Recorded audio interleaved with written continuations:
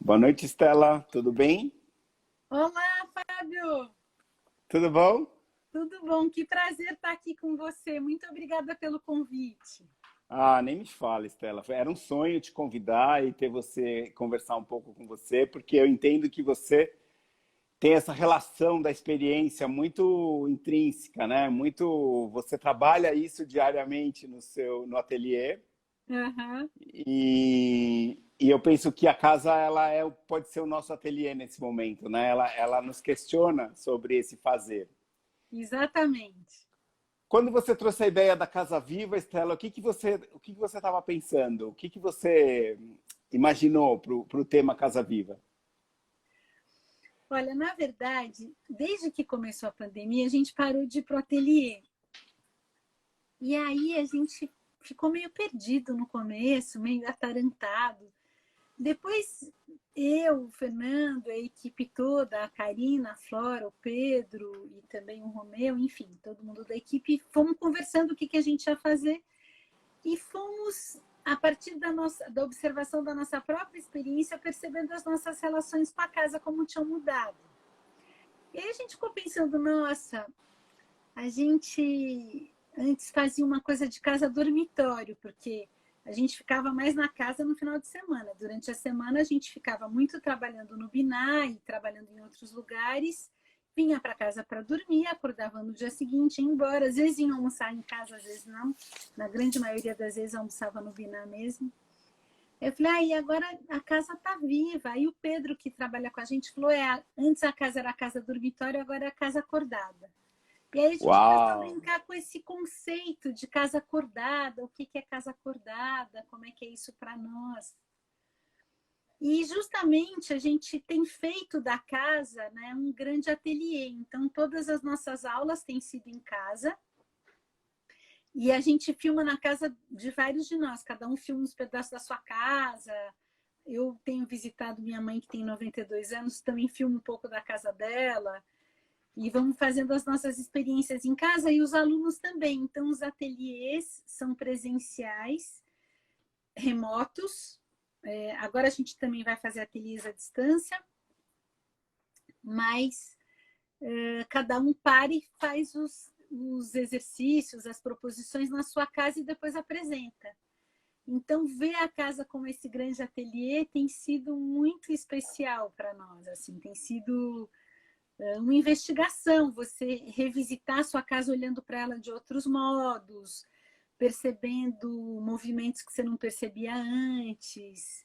E acho que tem uma relação muito intensa do que é a casa na nossa vida de um outro modo, né? Acho que a casa é sempre um abraço. Acho que tem gente que também, no Brasil, a gente tem um problema de moradia muito grande. Então, tem pessoas também que não têm o conforto da casa, que a casa é infernal, voltar para casa. Então, a gente tem muitas situações de moradia e circunstâncias no Brasil. E a gente tem tentado também olhar para isso, né? Porque muita gente que não tem casa no Brasil, né?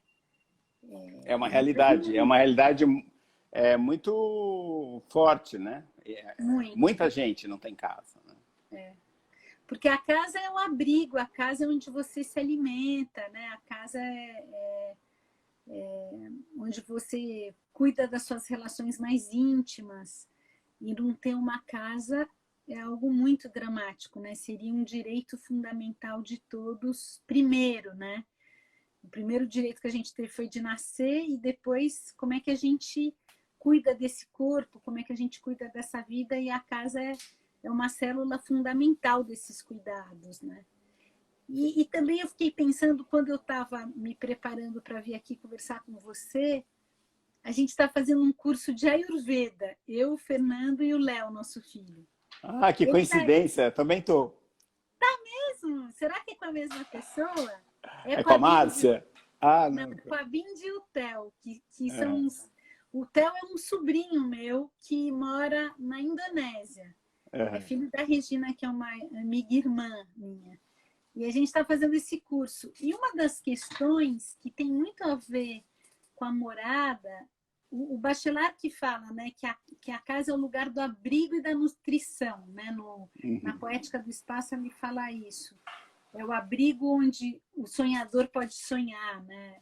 Justamente isso que eu acho que é uma célula fundamental, porque a gente não tem mais caverna, a natureza era supridora desses alimentos todos, nós fazemos parte da natureza, mas a gente, no decorrer do tempo, separou a nossa natureza da natureza das plantas, a gente não se inclui mais, né? A natureza que somos nós está separada de nós de alguma maneira, e acho que é alguma coisa que a gente precisa retomar. Mas a Bindi, que é essa professora de Ayurveda, ela tem falado muito da nutrição dos sentidos, dos 5 Fundamental. sentidos. E aí eu acho que tem muito a ver, sei lá, com o que eu vejo do seu trabalho também, Fábio. Porque ela fala da nutrição dos olhos, dos ouvidos, dos cheiros, do paladar e do tato, do toque, né?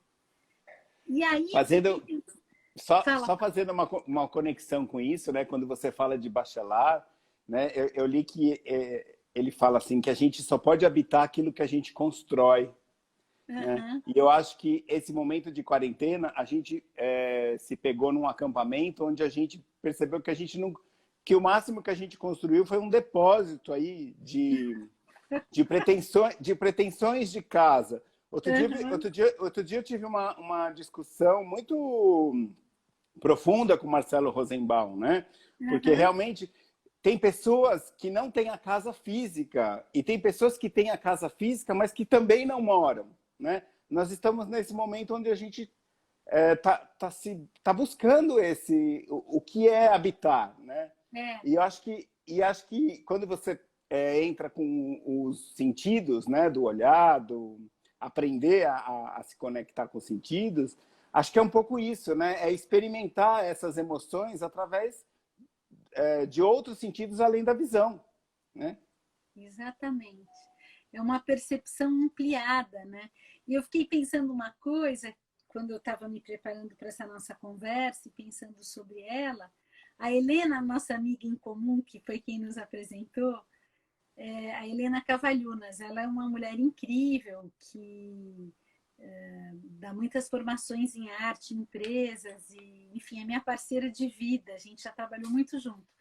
E nós duas resolvemos mudar de casa mais ou menos numa mesma época, e ela falava assim, ai, amiga, reza para a vizinhança, reza para ter uma boa vizinhança.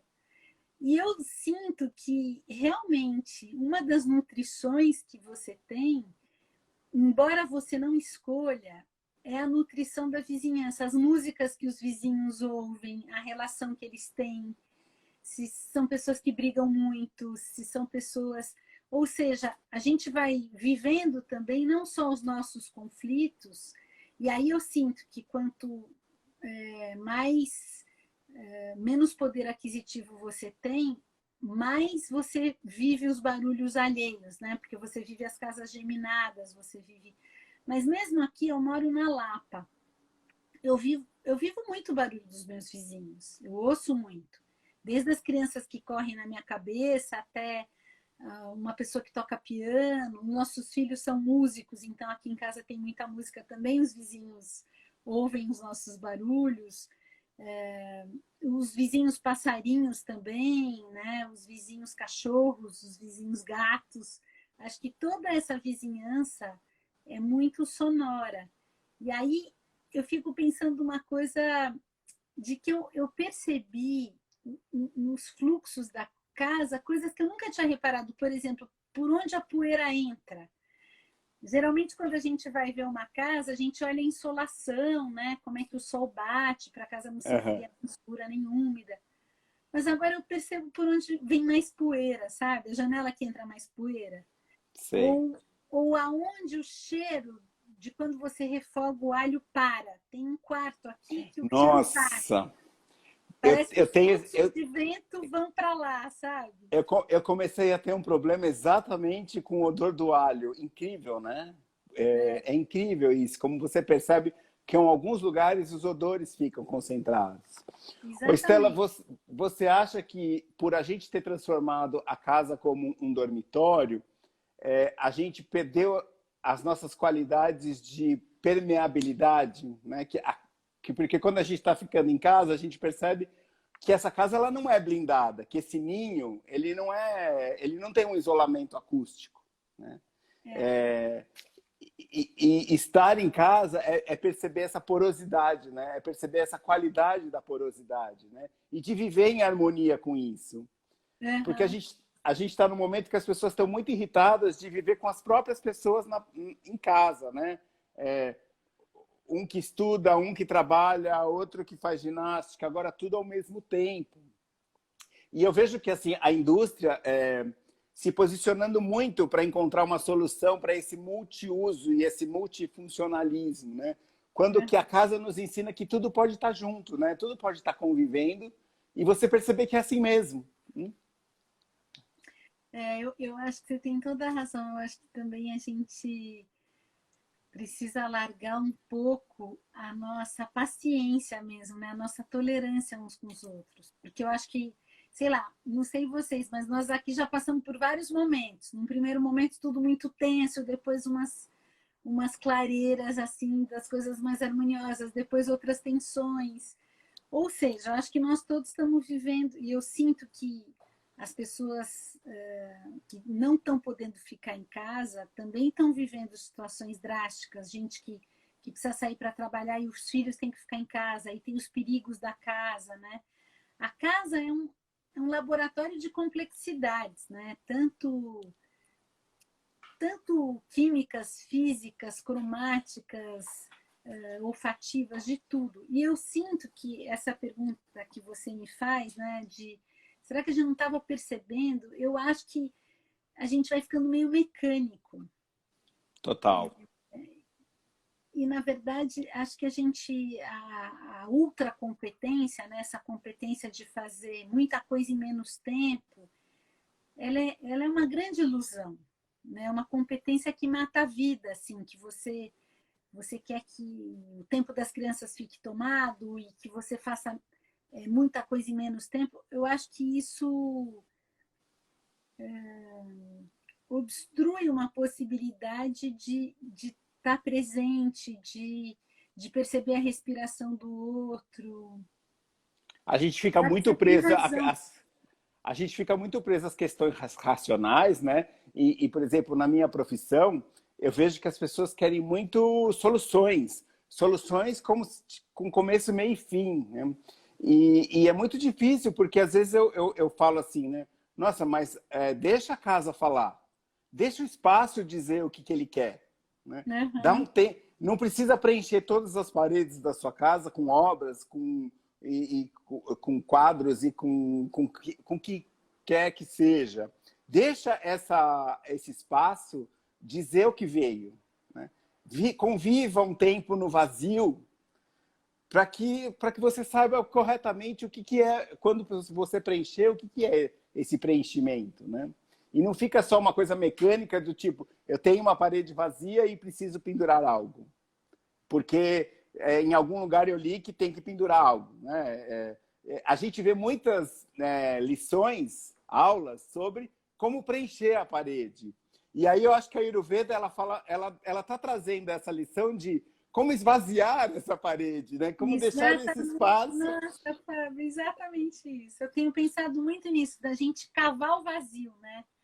Talvez, não sei, doar coisas e esvaziar a casa, doar um tanto de livro, fazer uma outra relação com as materialidades e com os fluxos, né? A gente pode comer menos, comer mais simples, lidar com o essencial mesmo, né? O que é essencial para a gente viver, o que... Eu não sei, eu acho que as crianças e os velhinhos nos ensinam muito isso, né? Que a vida é talvez menos e mais, no sentido de menos coisa, menos agito e mais profundidade, mais tempo para cada coisa, deixar o outro morar em nós, sentir o outro dentro de nós, né? Dar mais tempo para cada coisa, assim, dessa ocupação. Não ter que responder tudo, né? Eu acho que eu acho tão engraçado, porque assim, antes, para eu meditar, eu tinha que esperar que todos na casa tivessem dormido, né? E acabou o tempo onde todos dormem, né? Porque, enfim, isso virou uma grande confusão, né? E aí eu percebi que meditar estava muito mais uma questão de estar presente comigo, independente do que está acontecendo em volta, né? Uhum. E que meditar não tinha tanta conexão com o silêncio como eu imaginava, né? Que era uma questão de eu estar prestando atenção, atento àquilo que eu estava fazendo naquele momento, né? E como o barulho me obriga a estar mais focado, mais concentrado, né? Uhum. E quando eu vivo no silêncio, por exemplo, uma das questões do mercado imobiliário hoje, que é bastante discutível, são os isolamentos acústicos, porque você realmente escuta os vizinhos. Você realmente escuta os passos dos vizinhos, enfim. E como a gente... Só que todo mundo é intolerante, né? Não aceita isso. E como isso existe, como isso acontece, né? Como isso é uma realidade. Eu acho que isso Viver que com você esse está barulho. falando tem a ver também, sabe aquelas pessoas que quando as flores das árvores caem, sei lá, quando o ipê está tingindo a rua de rosa ou de amarelo, né? E as pessoas reclamam que a árvore está sujando a rua e cortam a árvore porque suja muito. Ontem eu e o Fernando fomos andar no bairro aqui e a gente passa muito por essas ruas, sempre. Mas ontem a gente andou não assim como quem faz esporte, a gente andou olhando. E aí a gente foi percebendo as constituições de cada vizinhança e como que, de certa maneira, os bairros, eles se... a rua, não é nem o bairro, porque a gente está no mesmo bairro. Aqui é Vila Ipojuca, é Lapa, mas é Vila Ipojuca. É Então, perto do ateliê? cada... É perto do ateliê? é bem pertinho do ateliê. Como cada quadra se configura, parece um bairro diferente do outro. Você atravessa a rua e vai para outro quarteirão. E, ao mesmo tempo, como é que a gente tem cuidado das plantas, como a gente cuida dos espaços de convívio, como é uma coisa que não está tão na nossa aprendizagem do dia a dia, sabe? E eu sinto Não, que os a gente valores da se... roça... Pode falar, pode falar. Não, pode falar, pode falar, pode falar. Os valores da roça? Pensando dos valores da roça, quando você chega numa casa de terra batida e as panelas estão super areadas, assim, que dá para você se ver que nem um espelho, e aquela casa está muito organizada, muito limpa, né? Um chão de terra batido, varrido. Acho que tem ali um valor que você aprende no convívio, que é o que você falou, aprende convivendo, que a gente está perdendo, porque, na verdade, as pessoas não estão tendo tempo de conviver. Eu acho tão engraçado você trazer isso, porque ontem eu estava escrevendo sobre isso. Quando eu era É. pequeno, 9, 10 anos, 11 anos, o meu pai era agricultor. Meu pai foi plantador de cebola no interior de São Paulo. E nos Aonde que finais, é? em São José do Rio Pardo. Ah, eu conheço. Eu sou do Então, interior também, de que lugar? de Araraquara. Ah, então, nos finais de semana, das funções que eu tinha era acompanhar ele na visita dos futuros funcionários, que a gente chamava de meieiros. Os meieiros que iam trabalhar, né? E Uhum. a gente entrava na casa dessas pessoas. E a gente... e eu nunca vou me esquecer de casas onde o sofá era rasgado, onde não tinha vidro nas janelas, mas era de uma limpeza, era de um brilho. E eu estudando Ayurveda, né? Eu fico pensando assim que a primeira decoração da casa é a limpeza, né? Mas não é só a limpeza de passar o pano ou de varrer, mas permitir essa circulação do ar, permitir essa troca do externo com o interno. Então, eram pessoas muito simples, mas de uma inteligência divina, né? Exatamente. Uma conexão com a intuição muito forte. E eu acho Eu acho engraçado, até porque... aquelas cortininhas, sabe aquelas cortininhas de fiozinho que tinha nas casas do interior? Aquilo Uhum. era uma sabedoria também, porque você deixava a porta da rua aberta, Mas você vedava, as pessoas não ficavam te vendo dentro de casa, mas o ar passava ali, né? O ar passava e assim segurava os mosquitos um pouco, né? Assim. Segurava os mosquitos, Mas segurava as pessoas. eu confesso que como moleque eu adorava arrancar uma fitinha daqui. Mas É eu isso, acho que né? E como essa experiência com morar, ela fica gravado na gente de um jeito, né? uhum, Tão forte que você existe a casa física, mas tem uma casa que é emocional, né? uhum, Que é feita de muitas casas. Quando eu fiz o meu mestrado, eu pesquisei muitas pessoas, eu entrevistei muitas pessoas, né? A minha questão era como que você contactou com uma estética da casa? Como foi a sua primeira relação com esse ambiente estético pensado sob o ponto de vista do design de interiores, né? Onde uhum. tem toda uma organização que você percebe que tem alguém ali que desenhou esse espaço, né? E todas as pessoas me disseram que as referências da estética vinham de fora, de lugares de onde elas estiveram, que foram tão impactantes, que marcaram a vida delas de um jeito que elas nunca... que a casa delas não era... A casa dos pais, onde elas moravam, não eram assim. Mas essa experiência que elas tiveram foi tão forte com esse ambiente que existia uma preocupação de organização, que elas percebiam que existia uma preocupação numa organização, numa relação com o espaço, que isso marcou elas de um jeito que elas passaram a adotar esse processo para elas. Eu fico pensando até as pessoas que trabalham nas casas, né, as trabalhadoras do lar, assim, que fazem as limpezas, as faxineiras, as cozinheiras. Eu valorizo muito o poder de organização. Isso é uma coisa que em escola, às vezes eu fico vendo aquelas pessoas varrendo aqueles pátios enormes. Tem um raciocínio de logística, da percepção do vento, por onde o vento vai passar, onde eu junto a sujeira, como é que as crianças passam. Tem uma administração de como é que a limpeza vai acontecendo, que é muito sábia, né? Tem uma ordem, um jeito de fazer as coisas. E eu sinto que essa sabedoria, nós precisamos trocar os saberes. Eu sou filha de pai arquiteto. Então, meu pai, eu cresci numa casa que viveu em reforma. Eu amo reforma. Meu marido já fica apavorado. A gente morava numa casa que eu queria abrir uma porta para uma varandinha que tinha. Aí eu falei, ai, se a gente abrisse uma porta, eu sou muito entusiasmada. Aí ele falou, ai meu Deus, já vi que vai abrir a porta. Porque tem uma coisa do entusiasmo com reforma. O apartamento dá para Mas, reformar mesmo. Estela, o espaço não pede. Não é você que quer a porta, não é a parede que está falando que precisa de uma porta ali. Pronto, você pode falar para o Fernando que não é culpa sua.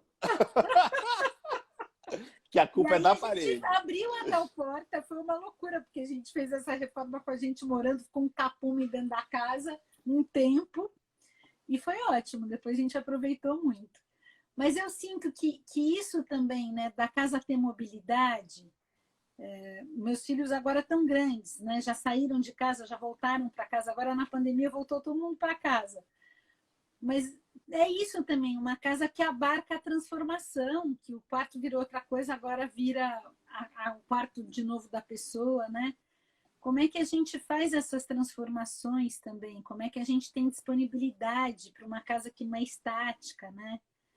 Acho que isso é uma coisa. Eu acho muito bonito isso que você está falando, da casa te contar, dos moradores te contarem, né? Eu acho que isso é uma sabedoria do arquiteto, de saber ouvir, ou do pedreiro, do engenheiro também, das pessoas que estão lidando com a construção, saberem ouvir os fluxos. Eu me lembro que nessa casa que a gente morou muitos anos, nós trocamos o telhado, era uma casa bem velhinha.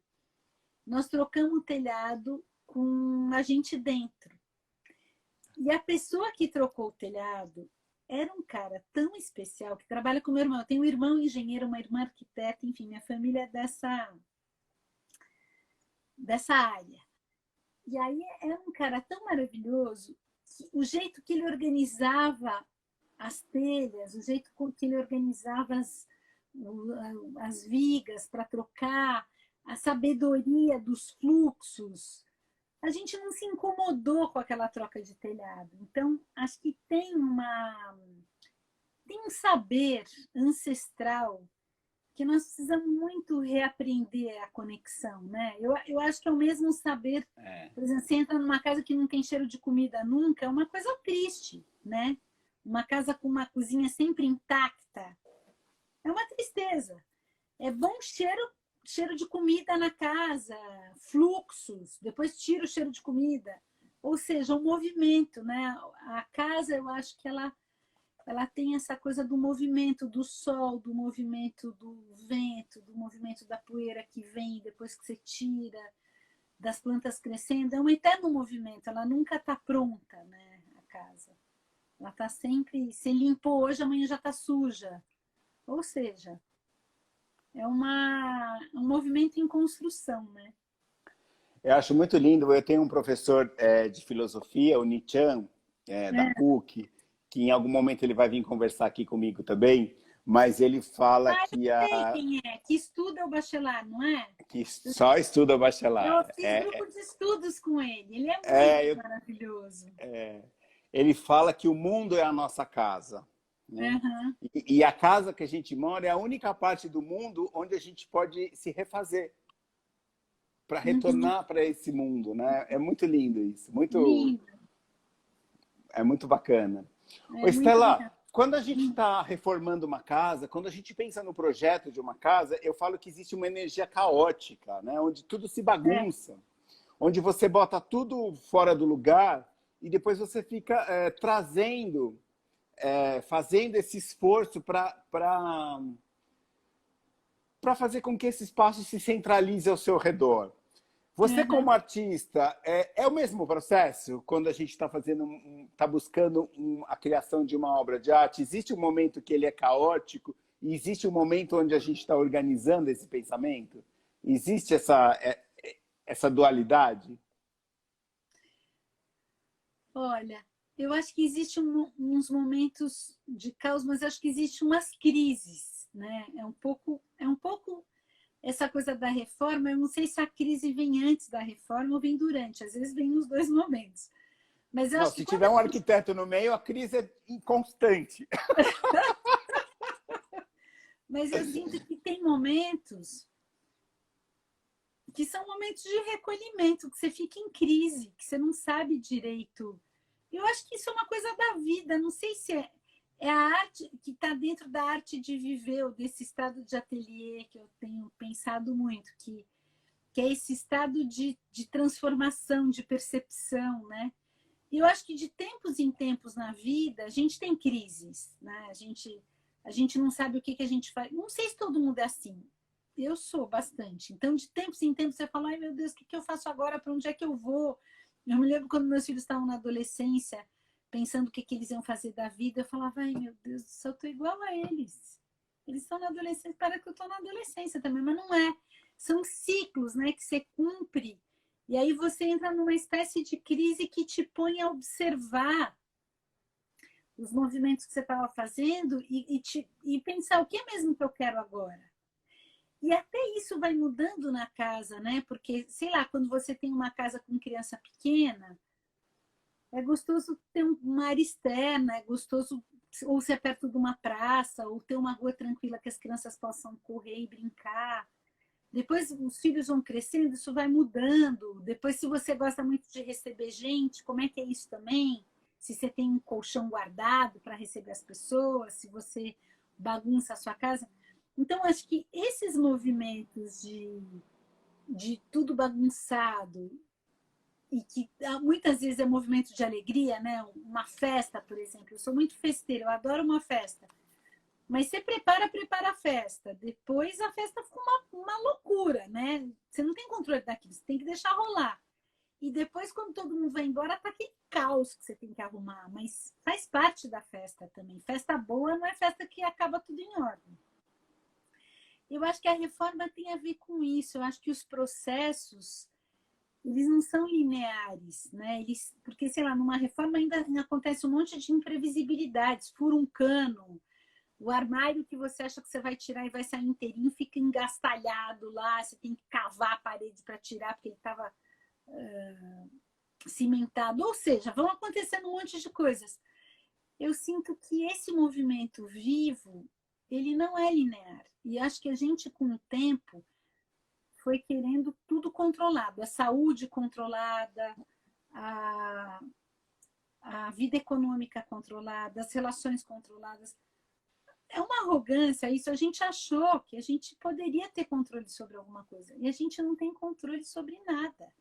De repente aparece um mofo na sua casa que vazou do vizinho, que você não imaginava. Você vai ter que lidar com aquilo.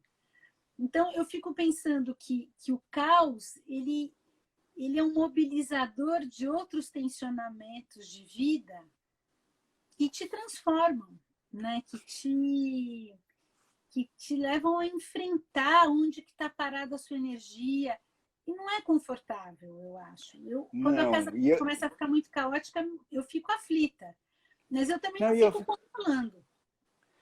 Eu fico pensando que quando você diz que, como artista, você pode se recolher perante aquele processo, né, para que em algum momento ele retorne, né, para que você em algum momento se aposse dele e interaja na obra, eu fico imaginando que acho que uma das grandes crises de quem está reformando a casa, de quem está arrumando a casa, é de que gostaria de ter esse tempo de recolhimento.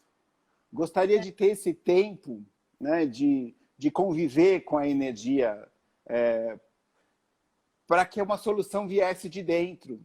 E às vezes isso está tão no meio, assim, está tão no processo, que não dá para parar, porque parar significa, no caso da casa, dar um tropeção, né? Significa mais tempo, mais dinheiro, mais falta de controle, né? E aí as pessoas entram em crise porque elas têm que decidir e elas não estão preparadas para decidir. Foi um momento da minha carreira onde eu acho que eu tive um grande repensar, né? Onde eu estou tendo um grande repensar, onde a minha ansiedade é para terminar e a ansiedade do cliente é outra. É para ter certeza do que aquilo que está sendo feito é a escolha certa. Ou o contrário também, né? Aquele que está morrendo de pressa, que fica também te pressionando e aquilo tem um fluxo, né? Acho que esse ajuste... Mas tem aqueles... Mas, Stella, eu não sei, tem aqueles que estão morrendo de pressa, mas eles criam autossabotagens para que esse tempo aconteça, entendeu? Ele tem pressa sim, mas ele muda algo no meio do caminho, ele resolve... A própria energia da pressa faz com que chegue material errado, os fornecedores às vezes atrasam. Eu acho muito engraçado, porque quando eu vou fazer um projeto, eu falo para o cliente exatamente isso. Olha, se você é ansioso, se você é briguento, a chance das coisas acontecerem é maior, né? Do caos acontecer, ele é maior. Porque eu não sei, mas é real, isso acontece.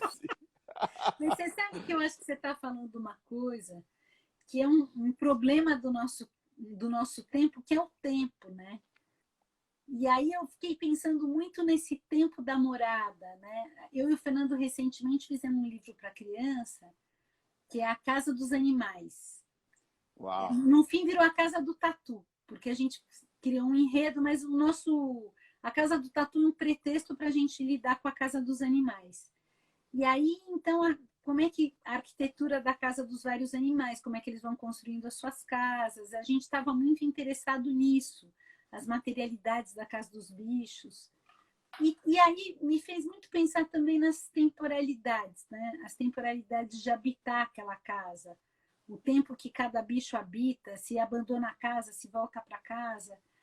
E é engraçado que essa relação com a casa na pandemia não é linear. Eu tenho uma amiga, por exemplo, que falou: olha, eu não tenho essa relação com a casa, eu não gosto de ficar em casa, não fico cuidando da casa o tempo todo.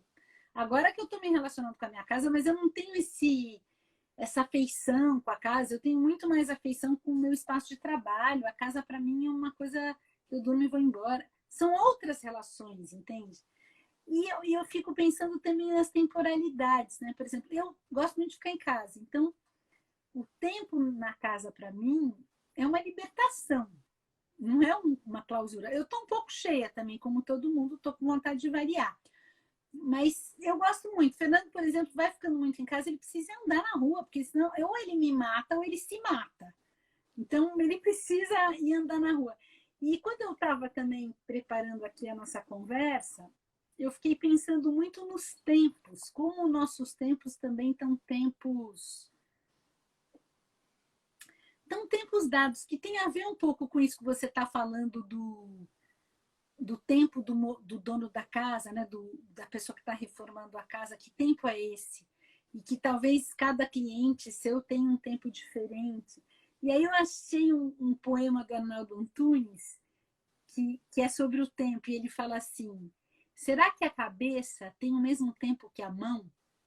O tempo do pensamento, o tempo da ação. Será que o teto tem o mesmo tempo que o chão? O tempo de decompor, o tempo de decomposição. Será que o filho tem o mesmo tempo que o pai? O tempo do nascimento, crescimento, envelhecimento? Um momento. O homem pensa que faz, a guerra, a paz. Enquanto o homem pensa, o tempo se faz. O homem pensa que é alegre e triste. Enquanto o tempo passa, o homem assiste. Como matar o tempo? Como matar o tempo? Eu acho que também uma coisa que o Palasman, sabe quem é o Palasman? Sim. O Palasman é um arquiteto, para quem não conhece, que pensa muito na relação do corpo com o espaço, né? Ele tem esse livro que chama Os Olhos da Pele, Da que ele pele. fala das tatibilidades. Ele estuda muito essa coisa da mão, né? Ele tem esse outro livro que é muito legal também. E aí ele fala uma coisa, ele fala que da intimidade do espaço onde você vive, que de certa maneira o Bachelard também fala isso.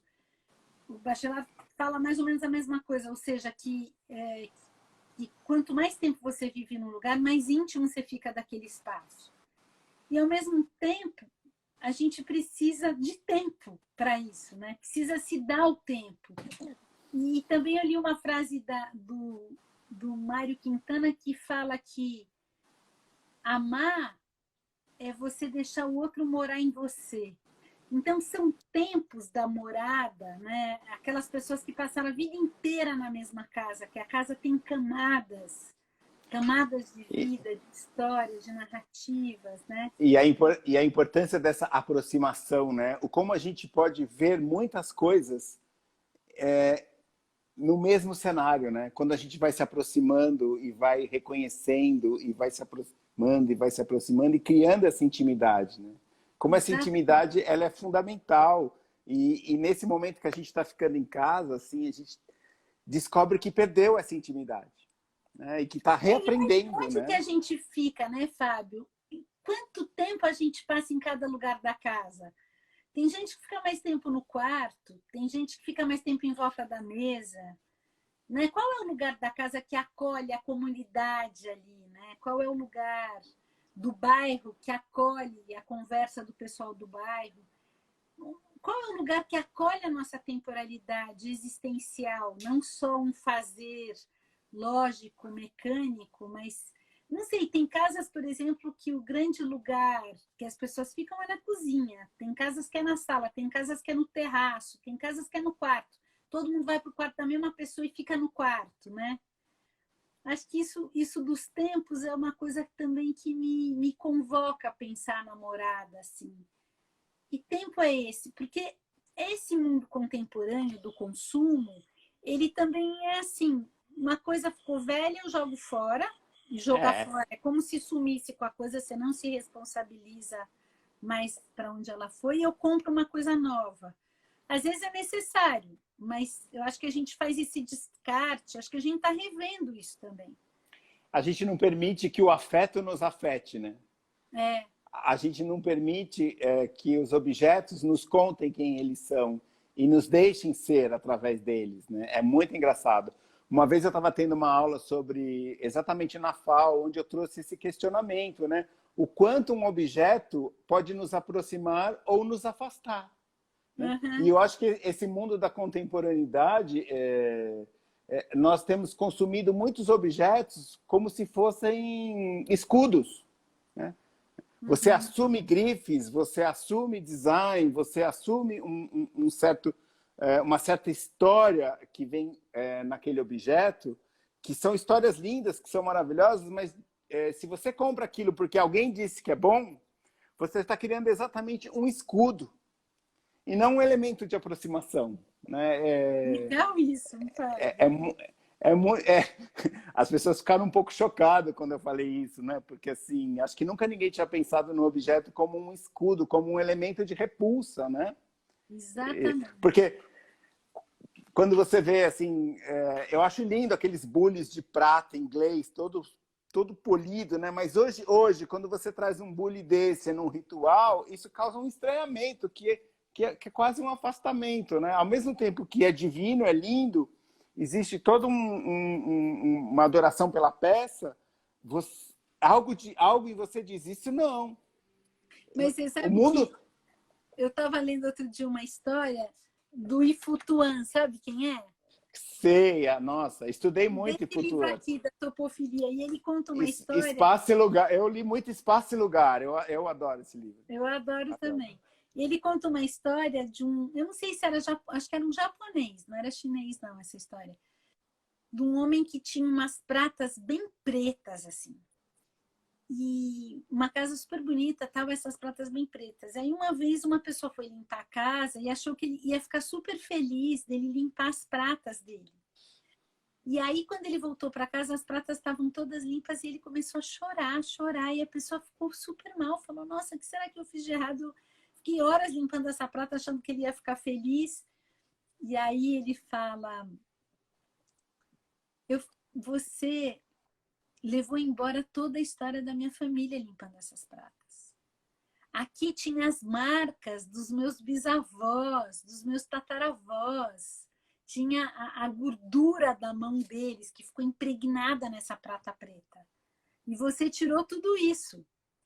Então, é uma outra relação também, né, com a prata. Quer dizer, a prata que a gente tem, a Um prata tempo, bonita, a né? prata limpa, né? Hã? Não, tem coisas absurdas. Tem coisas absurdas, né? Por exemplo, eu já li sobre métodos.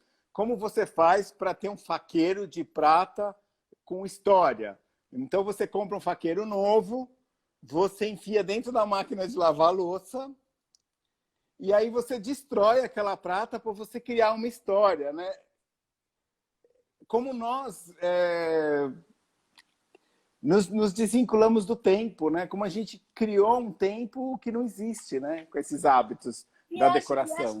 esses objetos, como você está falando, que tem história, né? O filtro de barro, ou uma cadeira de balanço, ou coisas que têm história. Tem uma cadeira de balanço aqui em casa que eu ganhei da minha irmã, que ganhou de uma tia do marido dela, que é uma cadeira meio torta. Eu tenho mania de balançar. Balançar, para mim, é um ritual meditativo. E ela balança meio torto. Eu ainda não estou bem amigona dela, assim, porque ela balança meio tortinho. Aí eu fiquei pensando que talvez a pessoa que mais sentou nela devia sentar meio torto com o pé em cima de algum lugar, sabe? E o corpo vai deixando as marcas. Ou como aquelas casas que a maçaneta tá gasta de tanto ser aberta, né? O corpo, com o tempo, ou o colchão, que vai ficando pesado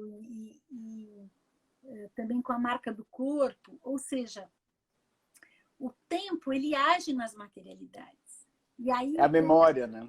a memória. E aí acho que tem uma dignidade das materialidades também, né?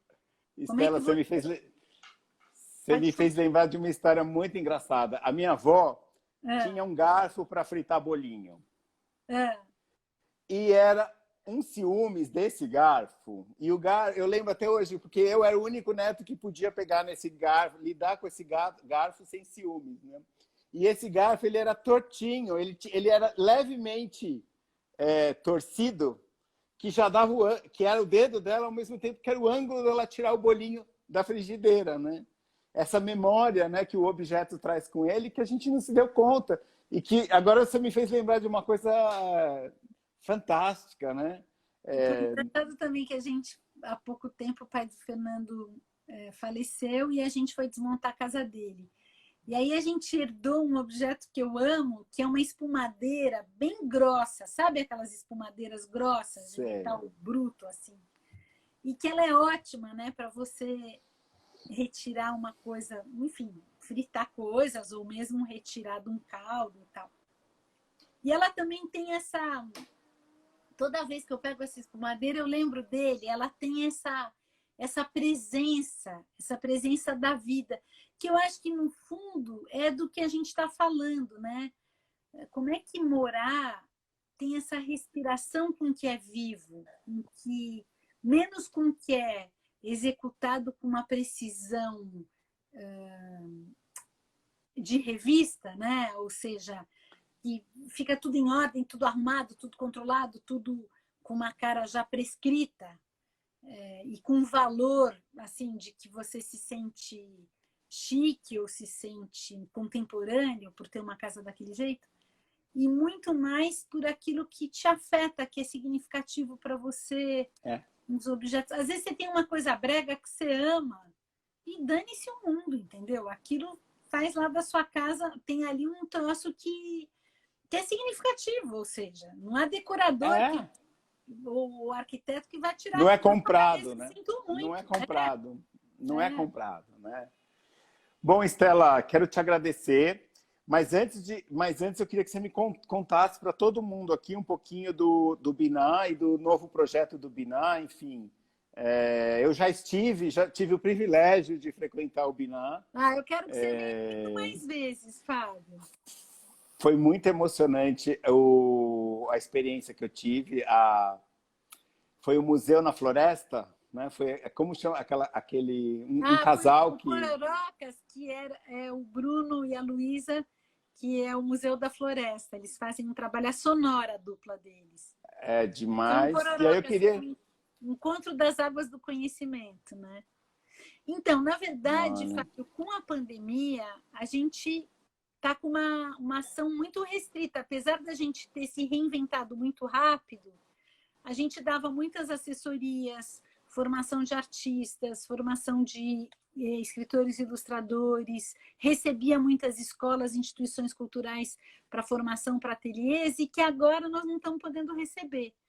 Então, os nossos ganhos se reduziram muito, a gente teve que reduzir a equipe, e para a gente sobreviver daqui para frente, nós vamos precisar de um respiro, senão não vai ser possível. Então, a gente está fazendo um movimento que chama Viva Biná, que é um movimento de financiamento coletivo de apoio ao Biná. E, para isso, a gente oferece em troca às pessoas que nos apoiarem publicações do Biná. Então, são 10 colecionáveis de ações que a gente faz com o Biná. O espaço, por exemplo, é um dos assuntos dos nossos colecionáveis.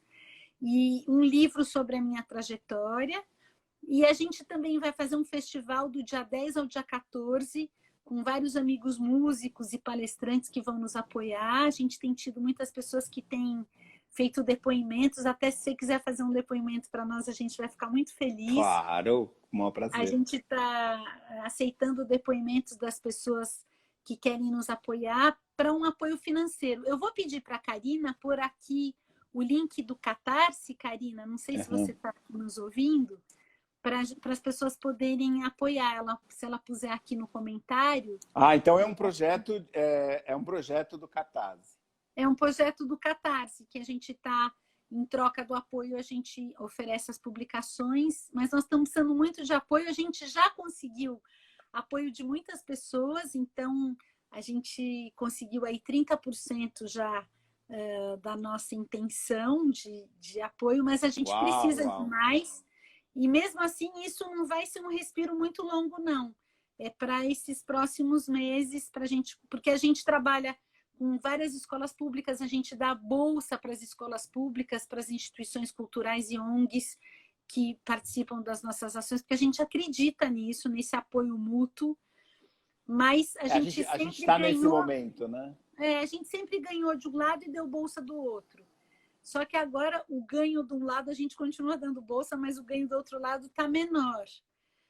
Então nós estamos precisando de ajuda mesmo, senão a gente não vai longe. E a gente, graças a Deus, está tendo ajuda de muita gente, mas nós estamos precisando mais, porque a gente está aí por volta dos 30% da nossa meta, mas ainda precisamos mais. Então, queria agradecer demais. Fábio, foi uma delícia estar com você, viu? Alguém aqui escreveu que o Biná é um lugar maravilhoso. O Biná é um lugar indescritível. Não, Estela, não é porque você está na minha frente, mas foi uma das experiências mais plenas que eu tive. Eu jamais... Que Sabe legal. quando você... Eu pensei que eu ia sentar e ouvir e tudo bem, seria o máximo, o conteúdo seria o máximo, mas é, foi mais forte que isso, né? Foi mais Ai, forte que bom. isso. É uma ideia, é um projeto fantástico. Eu agradeço demais você e adorei essa oportunidade de estar com você. Agradeço a Helena, nossa amigona, de ter nos apresentado, que a gente também possa Helena. fazer muitas coisas com ela. A Karina já colocou aqui no chat o link do Catarse e a gente vai agradecer muito quem puder nos ajudar. E adorei Tá essa bom. conversa, Fábio. Vamos fazer mais coisas Obrigado. juntos. Foi muito Vamos sim. bom. Obrigado, Obrigadíssima, Estela. viu? Obrigado, Obrigada a obrigado. você. Um Tchau. beijo. Tchau, Tchau. gente. Obrigado a todo mundo. Tchau, tchau. Obrigada, gente.